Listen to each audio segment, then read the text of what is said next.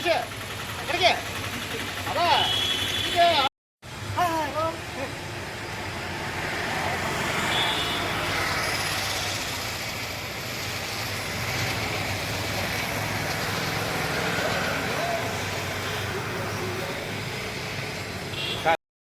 బాగున్నా మన వాయిస్ అనకూడదు అందుకనే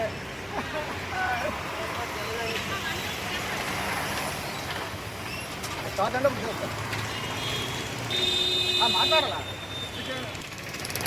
అందరికీ నమస్కారం. ఈరోజు ప్రముఖ పాత్రికేయులు రాజకీయ నాయకులైనటువంటి సార్ చెర్రా ఊరి విఘ్నేశ్వర చింతామణి గారి 145వ జయంతి సందర్భంగా ఈరోజు స్థానిక కళాభారతి పక్కన ఉన్న నా విగ్రహానికి నేను ప్రముఖ విలేజ్ హరికృష్ణ గారు కలిసి పూలమాల వేసి ఘనంగా నివాళులర్పించడం జరిగింది. శ్రీ చెర్రా ఊరి విఘ్నేశ్వర చింతామణి గారు మన విజయనగరం జిల్లాలో 1880వ సంవత్సరం ఏప్రిల్ 10వ తారీఖు జన్మించారన్నమాట. ఈయనకి హోప్ ఆఫ్ ఇండియన్ జర్నలిజం అనే పేరు కూడా ఉంది. దీనికి ప్రభుత్వ భారత్ అనే పేరు కూడా ఇచ్చిందన్నమాట. ఈయన ఏడన్ అనే పత్రికను దాదాపుగా 30 సంవత్సరాల పాటు సంపాదకత వహించారు.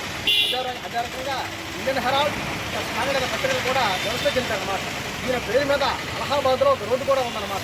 ఎంత గొప్ప వ్యక్తిని మన తెలుగు జాతి వారు కానీ అదే రకంగా రాష్ట్ర ప్రభుత్వం కానీ కేంద్ర ప్రభుత్వం కానీ గుర్తించడం చాలా బాధాకరమైన విషయం అన్నమాట.